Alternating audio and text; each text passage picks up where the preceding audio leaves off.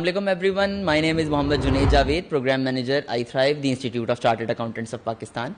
आज की पॉडकास्ट में हमारे साथ जो साहब मौजूद हैं, हम बहुत दिन से उनके साथ स्केड्यूल करने की कोशिश कर रहे थे कि कोई यहाँ पे सेशन अरेंज कर लें, कोई मेंटोरशिप प्रोग्राम उनके साथ कर लें, थोड़ा सा टाइम ले लें, कोई पॉडकास्ट रिकॉर्ड हो जाए. लेकिन क्योंकि आप बहुत सारी जगहों पे सर्व कर रहे हैं और बहुत एक्टिवली सर्व कर रहे हैं और अपनी बहुत सारी मसरूफियात के पेश नज़र हमें वक्त नहीं दे सके, तो आज हमारे साथ Noman Khurshid iThrive incubation centre iCAP head office में मौजूद हैं. आप चीफ फाइनेंस डायरेक्टर हैं करीम पे के, और इसके अलावा एज ए एंजल इन्वेस्टर भी मुख्तलिफ इंक्यूबेशन के साथ एसोसिएटेड हैं. Welcome to iThrive incubation centre Noman. Thank you Junaid, good to have been here. Noman, 2009 में आप iCAP से ग्रेजुएट हुए और अब माशाल्लाह हमारे फेलो मेंबर हो चुके हैं और करीम के साथ भी सर्व कर रहे हैं. तो typical finance and auditing and taxation वाले डोमेन से अब बिल्कुल टिपिकल एंटरप्रेन्योरशिप एंड स्टार्टअप वाली चीज़ें, ये ट्रांजैक्शन बहुत मुख्तलिफ है. तो जर्नी शुरू कहाँ से हुई और ये ट्रांजैक्शन किस तरह की रही आपकी? Relevant question Junaid. So basically 2008 is when I completed my articles with Fergusson और उसके बाद प्रोफेशनल लाइफ स्टार्ट करी. एंड आई थिंक अभी जब पीछे मुड़ के देखते हैं तो यू डोंट सी कि आपने ये 15 साल कैसे कैलकुलेट करे थे, राइट? कुछ बेसिक प्रिंसिपल्स होते हैं that you keep working hard, being loyal with where you are working. तो जिस कंपनी के साथ काम किया उसका लॉयल्टी शो करी, मेहनत करी, and then path comes to you, right? सो उस वक्त बैठ के शायद नहीं सोचा था कि 15 साल बाद इतने क्लोजली स्टार्टअप्स के साथ काम कर रहे होंगे या इस सेटअप के अंदर इस लेवल के ऊपर ऑपरेट कर रहे होंगे. But I think as the path moves along, आप उसके साथ चलते गए and then things start following up. Overarching principle होते हैं, मेहनत करते रहें, सिंसियर रहें, हार्ड वर्क करें, and then things do follow in. And then other चीज जो होती है वो होती है कि अपॉर्चुनिटी को देखना और राइट टाइम पे रिस्क लेना. सो I started with typical FMCG companies, उनके साथ फाइनेंस में काम किया. Then I move to telcos back in 2010. STC अपनी टेलको लॉन्च कर रही थी इन कोयत, सो I joined them. Typical finance role, accounting manager, typical Oracle launch, and all of these things were happening, right? उसके साथ साथ क्योंकि टेलको में था तो उस जमाने में अगर आप देखें बैक इन 2010 या अर्ली 2011 समथिंग, तो उस वक्त टेलकोस काफी एग्रेसिवली लॉन्च हो रहे थे. So and it was a natural setup के पहले आपने डेटा लॉन्च किया, डेटा पाइप बनाया, और अब उसके ऊपर ये सारी services like startups and all of the technology thing is coming up which is highly dependent on telcos at the back and, right?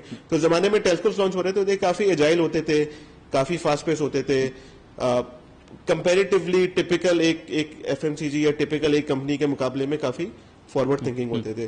तो उस वक्त बेसिकली टेलकोस के साथ काम किया, मोस्ट प्रोबेबली एसटीसी के साथ in the region Middle East, और उनकी टेलकोस को लॉन्च किया, उसको स्केल अप किया. तो थोड़ा उस वक्त से एक सिटिंग इनटू कमर्शियल मीटिंग एक माइंडसेट था कि यार ग्रोथ कैसे आती है, प्रॉब्लम कैसे सॉल्व होती है. बिकॉज टेलको में आपको एक कंज्यूमर की जगह जाके सोचना पड़ता है, from prepaid product, postpaid product, उसकी प्राइसिंग, उसकी सारी चीजें. नॉर्मली ये बिजनेसेस भी 5-6 साल में लॉस करते हैं, उसके बाद एक बेस के ऊपर आते हैं, and then you start making money. और ऑब्वियसली मैसिव कैपेक्स इन्वेस्टमेंट होती है तो उसको भी आपने रीप करना होता है. तो वहां से थोड़ी लर्निंग बनी, बट उस वक्त तक रोल जो था वो टिपिकल अकाउंटिंग ही था. Then I got the opportunity to work in last assignment was with in Saudi with Saudi Telecom. वो एक बेसिकली टेलको प्रोडक्ट लॉन्च कर रहे थे, but it was focused on millennials. तो दे वर creating a startup with in a Telco to solve like typical mobile services in a bit of a different way. तो उनके साथ तकरीबन 2 साल काम किया, और उन्होंने भी एक बड़ी इंटरेस्टिंग चीज करी थी, बिकॉज दे नो के जो इनोवेशन है और जो थिंकिंग है वो एक टिपिकल सेटअप में नहीं आती. Because STC is a big company, it is like you can say PTCL of Saudi, right? So thousands of people, old school, so everything. So what they did, they created a separate company. Right. They gave them all the authority. They created a startup sort of a culture. Yeah. Open working space, lean decision making, no hierarchies, and you cannot come in ties. वहाँ पे अगर आपको normal culture fit होना है, you have to come in a t-shirt and a jeans, right? So I mean, this is the way they started this company, right? And they know कि अगर ये करेंगे तो innovation आएगी और thinking आएगी. And it went well. It got a good base. So उनके साथ 2 साल काम करके थोड़ा फ्लेवर मिला कि यार I mean how these things are working on, right? Then I got the opportunity to work with Careem in Saudi. So Junaid Iqbal who was basically the MD of Pakistan at that time, he was MD of Saudi as well. So met him, Pakistani guy, super innovative thinker. Again he approached me, had some discussion back in Saudi. He was basically planning to scale up Kareem in Saudi at that time. It was back in 2018 I guess. So, and then when I talked to him and I figured out that, man, I mean, this is the way of thinking, right? I mean, you have a massive opportunity and you are using technology to solve it. So I joined them. Again, it was a bit move. It was a bit riskier as well because you are moving from Saudi Telecom, which is a big incumbent making profits, to a company like Careem. At that time, Careem was still not like had done a deal with Uber, so it was totally standalone. They have their own challenges. Yeah. So, but it was a risk. So I would say I took that risk at that point of time. But then now with Careem for the last 5 years, right, and I've taken multiple roles in Saudi, in Pakistan. So started with finance. Initially, I was responsible to run the finance for Saudi for Careem. Then came back to Pakistan back in around 2019. Last 3 years in Pakistan. So took first the role of Pakistan finance and then eventually moved into a bit of a commercial role once we got the in principle approval for Careem Pay in Pakistan. So now setting up the Careem Pay in Pakistan as well. And secondly, if you look at Careem in terms of the payment business, and maybe we can go into the detail in the next conversation, that we have a captive audience of Careem captains as well. So we have around like say 400-500,000 captains जो कि करीम को सर्व कर रहे होते हैं in different market from Pakistan to Morocco, right? And उनकी payments needs भी होती हैं. You need to pay them quickly, you need to pay them instantly, and you can launch different products for them. So this is where I am also working in a bit of a commercial domain to solve this practically across the region. Right. बहुत concentrated आपने जवाब दिया और इससे मुझे जहन में और भी बहुत सारे क्वेश्चंस आ रहे हैं. मैं कोशिश करूंगा कि बहुत अपने आप को पेशेंट रखते हुए चीज़ें डिस्कस करूं. करीम पे मेरे ख्याल से हमारे व्यूअर्स के लिए भी और मेरे लिए भी कुछ नया सा नाम है थोड़ा सा. करीम की एक सर्विस जिसको हम बहुत अच्छे तरीके से जानते हैं वो राइड हीलिंग सर्विस है. फिर करीम नाउ भी एक बीच में कुछ चीज़ थोड़ी अच्छे तरीके से मार्केट में दिखाई दी थी. आई डोंट थिंक कि वो मार्केट में अभी बहुत ज़्यादा अप्रिशिएट उसको किया गया. करीम नाउ, ये करीम पे क्या कर रहा है एक्चुअली, उसके बारे में बताइए. देखिए, अब जब हम करीम को देखते हैं, we started 10 years back, right? We started with the ride hailing company. तो उस वक्त हम लोगों की कम्यूट सॉल्व कर रहे थे from point A to point B. It was a massive problem statement and we launch in multiple markets and we get to the right point, right? Now basically अभी जो प्रॉब्लम है, अभी जो basically एक है जो ऑब्जेक्टिव करीम का है वो कि simplify people lives, right? I mean ये पर्पस लेके आप चलते हैं, then other things fall apart. तो उसमें we are pursuing a super app strategy and super app is basically where you will be hosting different use cases within Careem. So आपने खाना मंगवाना है, Careem आपको खाना सर्व करेगा, which was Careem now, which was active in Pakistan for some time. Now we have active in UAE and Saudi and other markets. You have different other use cases, like for example in UAE we launched PCR testing, home cleaning, and all of these services which are hosted on Careem app. Behind Super App, when you have to fund all of this, you need a पे service which can create the ecosystem जिसमें लोग अपने पैसे रखेंगे and then उसके through आप transactions करेंगे. Secondly, जब आप एक कंज्यूमर की किटी देखते हैं, राइट, कि वो कहाँ पे स्पेंड करता है. सो फॉर एग्जांपल, आई मीन अगर आप एक स्टेप पीछे लें तो टेक्नोलॉजी कंपनीज ने क्या किया, राइट? टेक्नोलॉजी लेके आए, मतलब they are not creating a new need, right? वही नीड्स है लोगों की. मतलब करीम ने भी लोगों को एक जगह से दूसरी जगह मूव किया जो पहले टैक्सी या बस करती थी, राइट? लेकिन आप टेक्नोलॉजी लेके आए, आपने टेक्नोलॉजी को यूज किया, आपने लोगों की नीड्स को सिंप्लीफाई किया and then you solve the problem statement, right? Similarly, जब लोग ये स्पेंडिंग देखते हैं तो एक टिपिकल बंदा कम्यूट पे स्पेंड करता है, रेंटल पे स्पेंड करता है अगर उसका अपना घर नहीं है, एजुकेशन पे करता है, ग्रोसरी पे करता है. तो अब इन सब किटीज को ले लेके आप देखें तो कोई ना कोई स्टार्टअप इमर्ज हो रहे हैं, राइट? आपने देखा एडटेक आया जो एजुकेशन को एड्रेस कर रहा है, आपने देखा ग्रोसरी आया जो कि ग्रोसरी को बिल्कुल एड्रेस कर रहा है, फूड डिलीवरी अपनी जगह पे. बट इवेंचुअली ये सब कुछ जो हो रहा होता है ये एक वॉलेट में से हो रहा होता है, उसके बैंक में से हो रहा होता है. एंड अगर आप पीछे जाके देखें तो इसके लेगेसी बैंक्स हैं जो कि ब्रेक एंड मॉर्टर है, हैवी कॉस्ट बेस है, कस्टमर सेंट्रिक नहीं है, प्रॉब्लम ऐसे सॉल्व नहीं करते. अकाउंट खुलवाने के लिए आपको 10 फॉर्म चाहिए होते हैं, 20 तरह की डॉक्यूमेंटेशन करनी पड़ती है and then accordingly financial inclusion नहीं आती. तो उसको करने के लिए basically we started with Careem पे, right? And we said care, अगर आपने ये वाली बड़ी प्रॉब्लम को सॉल्व करना है then you have to launch a fintech which is simplifying the way people do payments, the way people receive money, and then accordingly you can create a massive impact, right? So on the back of it, Careem Pay started, and the good blessing what we have is that we already have a very massive consumer base in all of these markets, जो कि Careem की app दिन में, week में, depending on the use case खोलती है, ठीक है ना, उस पर कोई ना कोई ट्रांजेक्शन करती है. They are already engaged on that and they are paying through their credit card on Careem और maybe paying cash to the captain. So money is already moving in the ecosystem. Secondly, we basically also pay our captains, as I mentioned, right? They depend on Careem to take their earnings, so there is a massive opportunity there कि आप उनकी payment को कैसे solve करते हैं, उनको instantly cash मिल जाए. अगर एक कैप्टन को फॉर एग्जांपल अर्निंग मिलने में टाइम है, उसको कोई लिक्विडिटी नीड है तो आप उसको कैसे फाइनेंस कर दें, उसकी व्हीकल फाइनेंसिंग अगर है तो बड़ी आसानी से हो जाए। अभी अगर एक कैप्टन को गाड़ी की फाइनेंसिंग करवानी है तो टिपिकल ट्रेंड में जाएगा, वो बोलेंगे कि सैलरी सर्टिफिकेट है, बोलेगा नहीं है बिकॉज सैलरी पे तो नहीं है, वो तो एक sort of free commission model के ऊपर है, तो उसकी प्रॉब्लम को कैसे सॉल्व करना। These are the ecosystem what we are building up through Karim and solving through करीम पे। राइट। अच्छा, प्रॉब्लम सॉल्विंग की आपने बात की। हम स्टार्टअप की जब बात करते हैं तो हम बहुत ज़्यादा प्रॉब्लम सॉल्विंग फोकस्ड बात कर रहे होते हैं, तो कितनी एंटरटेन हो रही है, आप किस तरह से देखते हैं इस चीज़ को? और जो हमारे कन्वेंशनल बिजनेसेस ऑलरेडी चल रहे हैं पहले से, क्या उसके अंदर भी ये वाली प्रैक्टिस ऑब्जर्व की जा रही होती है या फिर उधर ये चीज़ नहीं देखी जाती? अगर आप किसी भी बिजनेस को ले जुनैद, सो बिजनेस क्यों किया जाता है, राइट? प्रॉफिट्स के लिए किया जाता है, right? Eventually you have to make money, you have to make something which is sustainable, क्योंकि अनलेस एंड अनटिल वो चीज सस्टेनेबल नहीं होगी तो वो आगे उसको फंड नहीं कर सकती और आप सर्वाइव नहीं कर सकते। अगर आप किसी कन्वेंशनल बिजनेस को लें तो वो भी किसी प्रॉब्लम को ही सॉल्व कर रहा होता है, राइट? अगर आप किसी किराना की शॉप को देखें, जी जी बिल्कुल, किसी एरिया में खोलता है तो वो भी सोचता है कि यार यहाँ पे किसी चीज की नीड है, कस्टमर क्या दाल लेने ज्यादा आते हैं, चावल लेने आते हैं, या उनकी नीड किसी स्पेसिफिक प्रोडक्ट की है। फॉर एग्जाम्पल अगर वो टी ब्रांड को ले तो बोलेंगे यार ये टी ब्रांड ज्यादा चलता है तो ये मैं रखूं। गाँव में कोई होगा तो वो साशे रखेगा, कोई शहर में होगा तो वो बड़ी बड़ी पैकिंग रखेगा। तो कंज्यूमर को तो आई थिंक हर कोई सोच रहा होता है, तभी सक्सेसफुल होते हैं, फेलियर होता है। प्रॉब्लम ये कि स्टार्टअप के अंदर जिस तरह फ्री कैपिटल आना शुरू हुआ पिछले 2-3 साल में, तो लोगों ने सोचा कि यार कोई आइडिया लो, लॉन्च कर लो, फिर पैसे आ जाएंगे, कुछ ना कुछ बनाना बेचना शुरू कर देंगे, कोई सर्विस लॉन्च कर देंगे, एंड देन इवेंचुअली देखेंगे कि कहाँ पे जाते हैं। बट प्रॉब्लम ये then they hit a wall, right? या तो इन्वेस्टर के साथ वॉल हिट कर लेते हैं, या वो अपनी बर्न के अंदर इतना एग्रेसिव होता है, ग्रोथ नहीं ले पाते, या बहुत ज्यादा डिस्काउंटेड सर्विस लॉन्च करते हैं जो स्केल हो जाती है, लेकिन द मोमेंट वो डिस्काउंटेड पुल बैक करते हैं बिकॉज वो कोई प्रॉब्लम नहीं सॉल्व कर रहे होते तो वो स्केल अप नहीं हो पाती। तो इसलिए आई थिंक इस पूरे इकोसिस्टम में बहुत रेलेवेंट है कि जो भी प्रोडक्ट लॉन्च हो रही है, जो भी सर्विस आप लेके आ रहे हैं, उसके लिए आप कंज्यूमर की जगह जाके सोचें कि आप कंज्यूमर की किस नीड को सॉल्व कर रहे हैं। तो अगर मैं पे को ही लूं तो फॉर एग्जांपल इन पाकिस्तान हम अपना मोबाइल फोन उठाएं, सबके पास 2-3 बैंकिंग ऐप जरूर होती हैं, ऐसा ही है, 2-3 फिनटेक की ऐप जरूर होती हैं, सबके पास बिल पेमेंट की प्रोडक्ट है, right? Which is amazingly well कि आप अपना मोबाइल खोलते हैं और बिल पे कर देते हैं। बट इवेंचुअली मेरे लिए एटलीस्ट, आई डोंट नो किस किस के लिए, ये बड़ा हेडेक होता है ये मेक श्योर करना कि उसने सारे बिल पे कर दिए।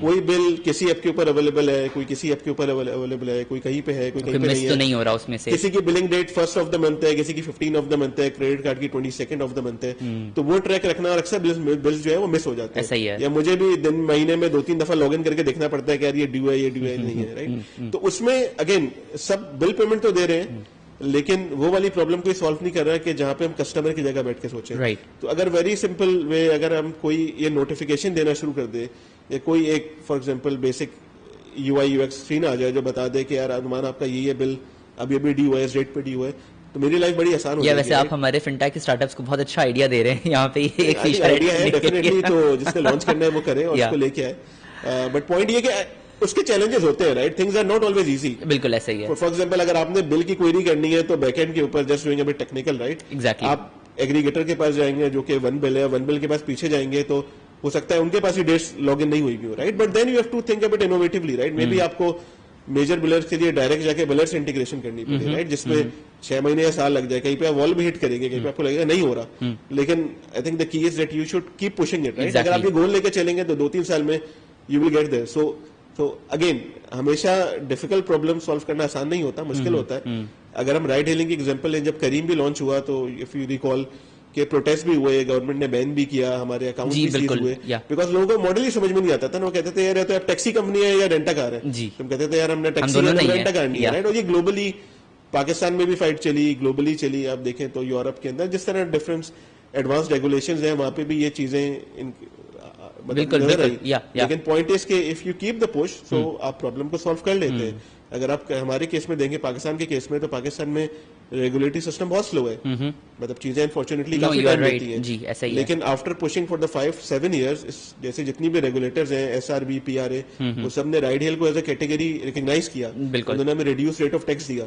तो बट वो एकदम से तो नहीं हो गया, वो तो हमारे पास नहीं आएगा कि आप रेट ले ले, राइट? उसके लिए हमने उनको जाके समझाया, लॉबिंग करी, और साथ में प्रोग्रेस करते रहे, खुद से प्रोग्रेस करी खुद से, और अपने आप को भी इतना इंपॉर्टेंट बनाने के लोगों ने भी कहा कि यार आप इनको बंद नहीं कर सकते, ठीक है ना? और इन पे अगर 15-16% टैक्स लगा देंगे तो ये तो एक आम आदमी और कस्टमर की रियलाइजेशन भी हो गई ना कि ये वाकई में एग्जिस्ट करता है प्रॉब्लम। एग्जैक्टली। तो इवन जब हम उनके साथ जाके बैठते थे तो कहीं पे उनके बेटी या उनके भाई या कोई यूज इस्तेमाल कर रहे होते थे, तो वो कहते थे कि हाँ यार ये कहीं ना कहीं तो ये चीज हमारे लिए कोई चीज सॉल्व कर रही है, राइट? तो we have to listen them and solve it for them. So I think again the key is कि अगर आपने कोई सक्सेसफुल बिजनेस बनाना है, चाहे वो फिनटेक हो या चाहे वो ई कॉमर्स हो या चाहे वो स्टार्टअप हो, प्रॉब्लम आइडेंटिफाई करें, कस्टमर के एंड पे सोचें कंज्यूमर को क्या चाहिए और फिर उससे बैकवर्ड करके सॉल्व करें, definitely you will get to the right success. Maybe not the day one, it might not be the easier part to do, it might be the difficult part, but if you keep the push you will get there. And investors भी उसको encourage करेंगे. अगर आप किसी investor के पास जाते हैं, उसको पिच करते हैं, ही माइट फील कि ये जो बात कर रहा है ये इजी नहीं है, बट इफ यू फील के ये एक प्रॉब्लम सॉल्व कर रही है, they will give you the funding and they will bear with you for the next 2 or 3 years to get to the right point rather than being just going to a quick wins. Right. अच्छा, financial performance and KPIs अगर startups में देखें और अगर उसका comparison देखें conventional businesses के साथ, तो इसको किस तरह से देखते हैं आप? देखें, आई मीन स्टार्टअप्स के अंदर नॉर्मली आप देखते हैं कि बड़े मैसिव लॉसेज होते हैं शुरू में, बिकॉज आपको ग्रोथ पे इन्वेस्ट करना होता है. एक चीज जो डिफरेंट होती है स्टार्टअप के अंदर कि आपको चीजों को बहुत फास्ट पेस पे स्केल करना होता है, एंड देन आपको कस्टमर्स की उस प्रोडक्ट के लिए अवेयरनेस बनानी होती है, जिसके लिए आपको प्रोडक्ट पे इन्वेस्टमेंट करनी पड़ती है. Right. लोगों की अवेयरनेस करनी पड़ती है, उनको ऐप के ऊपर लेके आना पड़ता है, ऐप डाउनलोड करवानी पड़ती है. तो there you have to invest through some incentives. आप डिस्काउंट दे रहे होते हैं, Right. आप कहते हैं जी पहला ऑर्डर फ्री होगा, दूसरा ऑर्डर फ्री होगा. तो आई मीन ये सारी चीजें आपको करनी पड़ती है, बिकॉज अगर आप ये नहीं करेंगे तो कस्टमर नहीं आएगा, वो डाउनलोड नहीं करेगा, वो यूज नहीं करेगा, उसकी हैबिट चेंज नहीं होगी. वो अभी भी बोलेगा कि यार मुझे ग्रोसरी लेनी है तो मैं जाके पिक करके ले आऊं, मैं क्यों ऑर्डर करूं. तो डिस्काउंट देना is part of the journey, right, या इंसेंटिव देना या प्रोमो या ग्रोथ पे इन्वेस्ट करना. बट पॉइंट ये होती है कि आपके बिजनेस के फंडामेंटल्स जो है वो सस्टेनेबल है या नहीं है. द मोमेंट आप उस डिस्काउंट को या उस इंसेंटिव को पुल बैक कर लेंगे, still then you can make money और नॉट, राइट. अब अनफॉर्चुनेटली होता क्या है कि पाकिस्तान जैसी मार्केट में टिकट साइज बहुत ही छोटा है अगर आप दूसरी मार्केट से कंपेयर करें. तो जब हम करीम के लाइफ में देखते हैं तो फॉर एग्जांपल अगर आप फूड ऑर्डर देखें, राइट, तो पाकिस्तान में तो खैर इन्फ्लेशन के साथ चीजें बढ़ रही है, बट एक टिपिकल फूड ऑर्डर जो है वो 400, 350, 400 ऐसा ही है जी, बिल्कुल लगता है, right, which is like around $1.5 और समथिंग. बट अगर इसको आप डिफरेंट मार्केट्स में ले, फॉर एग्जांपल आप यूएई में ले लें, सऊदी में ले लें, तो यही जो टिकट साइज है वो अराउंड $10 तक जाता है, right. Now the point is to recover your cost, जो कि टेक्नोलॉजी बेस्ड कॉस्ट है, बिकॉज आपने सर्वर भी लगाए हुए हैं, आपके पास जो है वो डिफरेंट रिसोर्सेज भी काम कर रहे हैं, रिसोर्सेज भी है जो कि नॉर्मली डॉलर डोमिनेटेड भी होती है. जी बिल्कुल. तो आपकी सारी कॉस्ट डॉलर में है और वो आप एग्रीगेट कर रहे हैं लो टिकट साइज के ऊपर, तो वहां पे चैलेंजेस काफी ज्यादा आते हैं. तो इंपॉर्टेंस ये होती है कि आप जो भी KPI बना रहे हैं, जो भी फाइनेंशियल परफॉर्मेंस देख रहे हैं, उसमें लॉन्ग टर्म में सस्टेनेबिलिटी होनी चाहिए, ताकि जब आप एक स्केल को हिट कर लें, राइट. तो फॉर एग्जांपल आप कहते हैं कि जी मुझे 3 साल में मिलियन कस्टमर्स चाहिए, तो पहले तो क्वेश्चन है कि मिलियन कस्टमर हो सकता है नहीं हो सकता है, कि प्रॉब्लम इतनी बड़ी है तो मिलियन हो जाएंगे. या पिछले पॉइंट की तरफ जाते हैं, आपने कहा था कि प्रॉब्लम स्टेटमेंट कितनी बड़ी है, बट जब मिलियन हो जाएंगे तब आप विदाउट इंसेंटिव्स अपने बिजनेस को सस्टेन कर पाएंगे, नहीं कर पाएंगे. तब आपके जो यूनिट इकोनॉमिक्स है वो उस वक्त बैठेगी या नहीं बैठेगी. तो फॉर एग्जाम्पल अगर आप एक ऑर्डर फुलफिल करते हैं ग्रोसरी का, तो जो आपकी स्टोर की कॉस्ट है, जो आपकी राइडर की कॉस्ट है, जो आपकी टेक्नोलॉजी कॉस्ट है, वो उस एक ऑर्डर के मार्जिन के थ्रू कवर होती है नहीं होती है. अगर वो हो रही है फाइन, राइट, देन आप इन्वेस्ट करें, मिलियन कस्टमर्स के ऊपर जाएं, मे बी मिलियन तक आप लीड कर रहे होंगे, बट मिलियन के बाद जाके आप सस्टेनेबल हो जाएंगे. बट अगर आपको ये लगता है कि नहीं यार मिलियन पे जाने के बाद भी मेरा जो प्राइस पॉइंट होगा या जो मेरा जो मार्जिन होगा वो मेरी उस वक्त की कॉस्ट को कवर नहीं कर रहा होगा, देन आई मीन आप खुद भी अपने आप को एक गलत तरफ लेके जा रहे हो, इन्वेस्टर का पैसा भी जो है आप वेस्ट ऑफ कर रहे हैं. तो I think these are the key principles. तो लॉसेस करना या ग्रोथ में इन्वेस्ट करना गलत नहीं होता, बट फंडामेंटल्स अगर प्रूवन है, फंडामेंटल्स राइट है, जो कि आप क्विकली कर सकते हैं. आप एक ऑर्डर उठाएं, आप देखें कि जी राइडर कितने लेगा, उसका फ्यूल कितना लगेगा, मेरा एक स्टोर का रेंट क्या होगा, कितना स्टाफ होगा, इलेक्ट्रिसिटी बिल क्या होगा, कितने ऑर्डर करूंगा, पर ऑर्डर आपके पास आइडेंटिफाई हो जाएगा, कॉस्ट क्या होगी एक स्टोर को रन करने की, जो कि नॉर्मली डार्क स्टोर कहे जाते हैं इस बिजनेस में. And then you can figure out के at that scale, at that level you can sustain और not, right. So I mean these are the key principles which are very relevant, के जो startups को scale करने में help करते हैं sustainable वे. अच्छा, इन्वेस्टमेंट के पॉइंट ऑफ व्यू से कुछ ज़रा एक्सप्लोर करने की मैं कोशिश कर रहा हूँ, क्योंकि आप खुद भी as a angel investor act करते हैं और स्टार्टअप्स के अंदर ये चीज़ देखी जाती है कि जिस दिन से मैंने आइडिया इनिशिएट किया है तो बस मेरा पहला फोकस ये है कि कोई ऐसा बड़ा काम कर लिया जाए कि इन्वेस्टर अट्रैक्ट हो जाए मेरी तरफ. मेरे व्यूअर्स के लिए भी ये क्वेश्चन होगा यकीनन, और मुझे खुद भी ये चीज़ समझने की लगता है कि बहुत ज़रूरत है कि एक्चुअली क्या चीज़ है जो कि इन्वेस्टर को मेनली अट्रैक्ट कर रही होती है, और क्या ये एक अच्छी प्रैक्टिस है कि जिस दिन से आइडिया इनिशिएट किया जाए उस दिन से हम फोकस करें कि जी इन्वेस्टर की तरफ काम करना है और बिजनेस तो आहिस्ता आहिस्ता बनता रहेगा. Relevant question Junaid. देखें, इसके अंदर इंपॉर्टेंट चीज़ ये होती है कि इन्वेस्टर्स भी पैसे आपको देते हुए कुछ फंडामेंटल्स देखते हैं, राइट, कि फंडामेंटल सही है या फंडामेंटल सही नहीं है। अगर फंडामेंटल सही होते हैं they give you the money, otherwise they pull back. And normally ये डिसीजन जो है ना वो 2-4 मिनट में हो जाता है। मे बी पिच आपकी 30 मिनट्स की हो, लेकिन 2 मिनट में आप इंप्रेशन दे देते हैं कि हाउ इन्वेस्टर का डिसीजन क्या है, एग्जैक्टली उसका डिसीजन क्या है या वो क्या सोच रहा है। अब उसके अंदर इंपॉर्टेंट चीज ये होती है, वो ये पीछे जाते हैं कि आपकी जो प्रॉब्लम स्टेटमेंट है वो कितनी रेलेवेंट है, राइट। आप कितना जिस प्रॉब्लम को लेके जा रहे हैं वो कितनी बड़ी है, वो कितनी सॉल्वेबल है, वो कितनी स्केलेबल है, वो कितनी बड़ी मासेस की प्रॉब्लम है, राइट। अगर आप बोलते हैं कि जी आप फॉर एग्जांपल से high tech laundry service launch कर रहे हैं, तो आप एक मास मार्केट को नहीं एड्रेस कर रहे हैं ना, आप एक बिल्कुल नीच को कर रहे हैं, बिल्कुल। बट अगर आप फॉर एग्जांपल बात करते हैं grocery, food, all of these things, so they are mass necessities actually. So for example अभी एक और आया कि सोशल कॉमर्स, राइट, कि जिसके अंदर आप एक इकोसिस्टम बना के बल्क बाइंग करते हैं एंड देन डिस्काउंट के ऊपर उसको शेयर करते हैं, which is going on amazingly well, few startups came up. So I mean these things do make sure कि यार ये एक प्रॉब्लम ऐसी है जो कि मास मार्केट को एड्रेस कर रही है। तो आई थिंक आइडिया एक तो इतना रेलेवेंट हो, और उसके लिए इंपॉर्टेंट चीज ये होती है कि जो स्टार्टअप का फाउंडर है जो कि पिच कर रहा है इन्वेस्टमेंट के लिए, उसकी अपनी कितनी डेप्थ है इस प्रॉब्लम अंडरस्टैंडिंग के ऊपर, राइट। क्योंकि जब वो बात शुरू करता है तो from the pitch you will feel कि वो कितना उसके अंदर मोटिवेटेड है, कितना वेल गॉन थ्रू है, और कितना उसके ऊपर नॉलेज है, और वो आ जाती है। मतलब वो अगर उसने 1 साल मेहनत करी है तो पता चलेगा, अगर उसने 2 दिन मेहनत करी है तो भी पता चलेगा, राइट। तो you don't have to basically tell कि मैं 1 साल मेहनत कर चुका हूँ या 2 दिन मैंने करी है। वो क्लियरली 2 मिनट की या 5 मिनट की स्टेटमेंट में क्लियरली फ्लो कर जाएगा कि उसको नॉलेज कितनी है। और ये जो इन्वेस्टर होते हैं they also know the market, right, from the top की यार प्रॉब्लम स्टेटमेंट क्या है, क्या मार्केट को चाहिए, क्या चीजें रेलेवेंट आंसर्स होने चाहिए, क्या नहीं होने चाहिए। तो I think this is one thing. Second thing is जो कि इन्वेस्टर देख रहा होता है वो ये देख रहा होता है कि ऑब्वियसली जो फाउंडर्स हैं उनका इंटरेस्ट कितना है, डेप्थ कितनी है, नॉलेज कितनी है, प्रॉब्लम स्टेटमेंट कितनी बड़ी है, and then the last thing is product market fit, right, कि जो आप प्रोडक्ट लेके आ रहे हैं उस मार्केट के लिए फिट है या नहीं है। तो मे बी यूएस के अंदर कोई ऐसा स्टार्टअप जो कि आपके पेट्स को घुमाने की सर्विस देता है, बहुत रेलेवेंट है, क्योंकि आप कहेंगे कि यार वहाँ पे दूसरे घर में पेट है, उनका इकोसिस्टम इस तरह का है। बट पाकिस्तान में अगर कोई स्टार्टअप लेके आएगा तो बोलेंगे इसका क्या प्रोडक्ट मार्केट, बहुत अच्छी एग्जांपल दी आपने यार। बेसिक चीजों के अंदर फंसे हुए हैं तो आप उनको लाके बोल रहे हैं कि जी मैं फॉर एग्जांपल फैंसी कॉस्मेटिक्स लाके जो है या फैंसी जो है वो मेंस ब्यूटी प्रोडक्ट्स लाके करूंगा। यहाँ पे लोग बेसिक जो है वो चीजों के अंदर फंसे हुए हैं, मतलब कम्यूट नहीं कर पा रहे हैं या उनके जो है वो स्ट्रक्चरल प्रॉब्लम्स हैं, बहुत सारी प्रॉब्लम है, और आप उनको जो है वो लग्जरी दे रहे हैं, राइट। तो आई मीन ये बड़ी रेलेवेंट होती है कि जब आपकी प्रोडक्ट है उसका मार्केट फिट कितना ज्यादा है। तो ये चीज आई थिंक बड़ी रेलेवेंट होती है कि आप जब भी कोई आइडिया लेके आए तो उसको इस तरह से स्ट्रेस जरूरी करें कि आपकी मार्केट में फिट होगी नहीं होगी। अगेन कंज्यूमर के एंड पे सोचे कंज्यूमर के लिए प्रॉब्लम है नहीं और वो उसको चाहता ही नहीं चाहता, तो then you can get very nice, thank जबरदस्त। जैसे मैं पहले भी आपसे डिस्कस कर रहा था, बहुत ज़्यादा स्टार्टअप्स के अंदर ये चीज़ देखी गई कि फॉर एग्जांपल मेरे पास आज आइडिया आया है कि मैंने करीम बनानी है, तो मेरा पूरा फोकस ही होगा कि एक 100% फुली फंक्शनल करीम की मोबाइल एप्लीकेशन में डेवलप कर लूँ। बिजनेस बनाने के बारे में मैं नहीं सोच रहा, और मैं कहूँगा कि जब वो फुली फंक्शनल मोबाइल एप्लीकेशन बन जाएगी तो उसके एक्सपीरियंस को देखते हुए फिर बिजनेस डिज़ाइन करने के बारे में भी सोचेंगे। बहुत सारे स्टार्टअप्स इस तरह की गलती कर रहे होते हैं। आप इस चीज़ को किस तरह से देखते हैं, और what exactly is the role of digitalisation किसी भी आइडिया की जनरेशन के अंदर और आइडिया को प्रैक्टिस करने के अंदर, इसको भी डिफाइन कीजिएगा। जुनैद, हम जब स्टार्टअप्स में नॉर्मली इंजीनियर्स के साथ या प्रोडक्ट वालों के साथ बात करते हैं तो एक टर्मिनोलॉजी आती है MVP, मिनिमम वायबल प्रोडक्ट।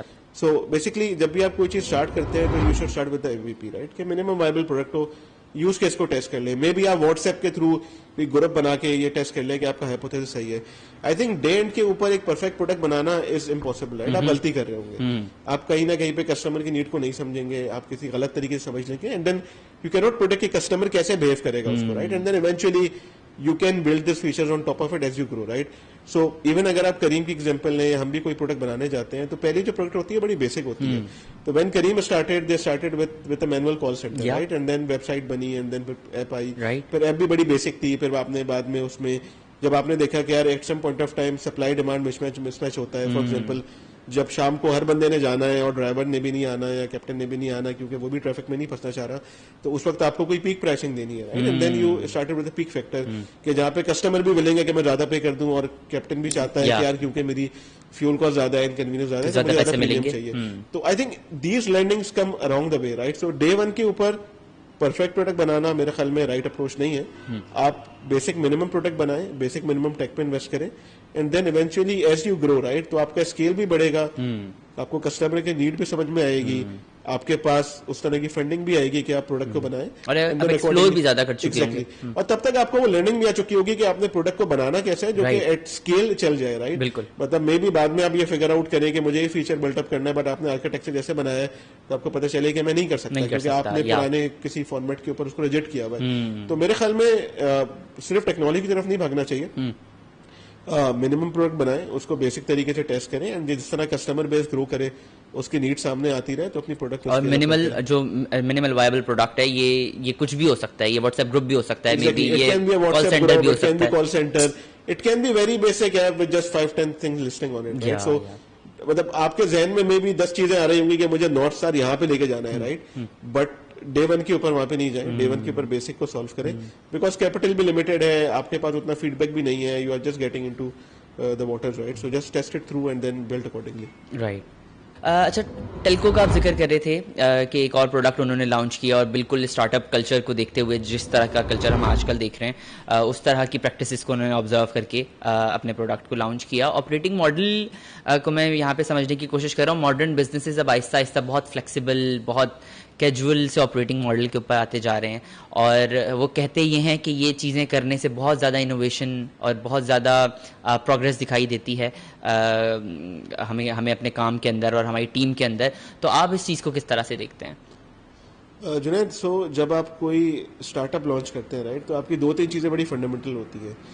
एक तो ये कि आपने इनोवेशन लेके आनी होती है, बिकॉज विदाउट इनोवेशन जो है वो आप कुछ सॉल्व नहीं कर रहे, बिकॉज इवेंचुअली, एंड सेकेंडली आपने जो है वो बहुत फास्ट पेस के ऊपर चलना होता है, because you have to compete with bigger incumbents, right. So for example, अगर आप फिनटेक लेके आ रहे हैं तो आपने बैंक से कम्पीट करना है, eventually you have to grow at a scale कि आप उनके साथ जो है वो आके अपना मार्केट शेयर लेके जा सके। तो पेस आपको फास्ट चाहिए होती है, इनोवेशन बहुत ज्यादा चाहिए होती है। उन दो के बैक के ऊपर जो मेन चीज इसको ड्राइव करती है वो ह्यूमन कैपिटल है, right, because without people you cannot work along, you cannot go along. So एक चीज तो बड़ी फंडामेंटली इन स्टार्टअप के अंदर स्टार्ट हुई, and then if you go a bit deeper into it, for example करीम के अंदर भी हम एम्प्लॉय को एम्प्लॉय नहीं कहते, right, you go call them colleagues, right. तो जब मैंने भी ज्वाइन किया और एचआर की हेड से डिस्कशन हुई तो हमेशा वो, क्योंकि 12 साल की आदत थी तो बार बार वो स्लिप ऑफ टंग होती थी, but then eventually we get along, right, and then this creates the right culture. कोई हियरार्की नहीं है, आप इजिली कम्युनिकेट कर सकते हैं, कोई प्रॉपर ऑफिसेज नहीं है, एवरीबॉडी सिट्स टुगेदर। उसके अपने चैलेंजेस भी आते हैं, but the way it helps कि इवन अगर कोई बिल्कुल जूनियर रिसोर्स है जिसने अभी ज्वाइन किया है, उसके पास कोई अच्छा आइडिया है तो he can just pass on, right, and then it comes along. Secondly जो मोटिवेशन होती है, व्हाट वी हैव सीन के people really love to give their 110%, right. लोग रातों को भी काम कर रहे होते हैं, लोग घर जाके भी काम कर रहे होते हैं, लोग दोस्तों में बैठे होते हैं तो भी अपनी कंपनी की प्रॉब्लम को डिस्कस कर रहे होते हैं, सॉल्व कर रहे होते हैं, and they feel inspirational about it. तो वो चीजें तभी आती है जब आप उनको रियली एक ओनर बना देते हैं। सेकेंडली जो एक चीज बड़ी इंपॉर्टेंट स्टार्ट हुई, and then Careem was a bit pioneer into this front as well, that you start giving equity to all of these people, right. Normally कोई भी ओनर नहीं चाहता कि अपनी कंपनी को शेयर करे, राइट। नॉर्मली अगर आप टिपिकली सेठिया कंपनी में चले जाएं तो मेरे ख्याल में कोई ऐसा कॉन्सेप्ट नहीं होगा कि मैं अपनी इक्विटी क्यों शेयर करूं, right. But I mean the thing we started back in valley in 10 years back, और जो अब रीजन में आई है और अब बड़ा प्रोमिनेंट हो रही है कि फाउंडर्स आर ओपन, राइट, कि अगर आप मेरे लिए आके आप टीम के लगे काम कर रहे हो, आप कंपनी के लिए सॉल्व कर रहे हो, तो you are owner, right, not only an employee. सो उसने बड़ा जो है ना वो इंपॉर्टेंट इम्पैक्ट क्रिएट किया। करीम की अगर आप वैल्यूज देखें तो हमारी टॉप 7-8 जो वैल्यूज है उनमें से एक वैल्यू ये है कि owner not employees, right, and then you want anybody to decide in the way कि जैसे उसका अपना बिजनेस है, राइट, एंड देन इवेंचुअली वो डिस्कशन में भी उस तरह ट्रिगर होती है, तो वो ओनरशिप वैसे भी आती है, एंड देन इवेंचुअली जब कंपनी ग्रो करती है, फॉर एग्जांपल जब करीम और उबर की जो ट्रांजैक्शन हुई, then eventually people who were typically employees get a money similar to founders, right? So I mean, and this created the right impact. So I think वो equity भी बड़ा role important play करती है, and then accordingly this creates the open culture जो कि help करता है। Remote working ने भी काफी हेल्प किया, बिकॉज इंजीनियर्स वो जब ऑफिस में आते हैं तो प्रोडक्टिविटी थोड़ी कम होती है। Again there are pros and cons to both of these things, कितना रिमोट होना चाहिए, कितना ऑन साइट होना चाहिए। We are also learning every other day and solving it out. But eventually, like, this openness and this innovative thinking is very relevant, right, for a startup. And especially the principle of making them an owner rather than not only an employee is very crucial, right? Right. बहुत important चीज़ें आपने discuss की और मैं अपनी हर podcast के आखिर में इस चीज़ को बहुत ख़ास तौर पे मेंशन कर रहा हूँ कि हम जो कंटेंट क्रिएशन कर रहे हैं आजकल, क्योंकि जैसे जैसे हम डिजिटलाइजेशन में आगे आगे बढ़ रहे हैं तो हम डिजिटल कंटेंट की तरफ ही जा रहे हैं। तो मुझे लगता है कि कंटेंट अच्छे तरीके से क्रिएट करना इज़ एक्चुअली अ रिस्पॉन्सिबिलिटी और वो अच्छे तरीके से ही क्रिएट होना चाहिए। तो जो मुझे आपसे आज कंटेंट मिला वो बहुत बहुत यूज़फुल था और आई फील लाइक कि मेरे व्यूअर्स के लिए भी बहुत यूज़फुल रहा होगा। आपका बहुत शुक्रिया, आप iCap आए आज हमारे पास और आपने पॉडकास्ट रिकॉर्ड करवाई। Thank you Junaid, thank you to iCap and really good to सी कि iCap ऑल्दो नॉर्मली थोड़ा लेगेसी है, थोड़ा वी फील के थोड़ा ब्यूरोक्रेटिक है, बट इट्स गुड टू सी के इस तरह के इनिशिएटिव भी हो रहे हैं and then you people are there who are thinking along the way and I think iThrive will definitely has to go long way. So as I mentioned to you before, right before we started this chat के I mean finance वाले problem ये होती है कि we don't normally pitch well, हम इतने अच्छे sales person नहीं होते, but I think business acumen wise people are always very smart, right? So I think good to bring them along. I think उसको भी लेके आए ओपन में, जो other than members जो बाकी लोग हैं उनको भी इस पे लेके आए, and I think iCap can definitely play a massive role which they have started playing. So I think the first baby step, but long way to thank you so much नुमान। मैं अपनी हर पॉडकास्ट में इस चीज़ को mention करता हूँ कि जो कंटेंट हम क्रिएट कर रहे हैं, क्योंकि आहिस्ता आहिस्ता हम जैसे जैसे डिजिटलाइजेशन के ऊपर जा रहे हैं तो हम कंटेंट भी डिजिटल क्रिएट कर रहे हैं। तो मुझे लगता है कि बहुत अच्छे तरीके से ये क्रिएट होना चाहिए क्योंकि एक रिस्पॉन्सिबिलिटी है। और आज की जो हमने पॉडकास्ट में चीज़ें आपसे डिस्कस की हैं वो मेरे लिए भी उसमें से बहुत सारी चीज़ें नई थी और मुझे बहुत सारा सीखने का मौका मिला और होपफुली मेरे व्यूअर्स को भी मिला होगा। आपका बहुत शुक्रिया, आपने टाइम मैनेज किया और आप आज हमारे पास यहाँ पर iCap हेड ऑफिस में आए। हमारे व्यूअर्स का भी बहुत शुक्रिया।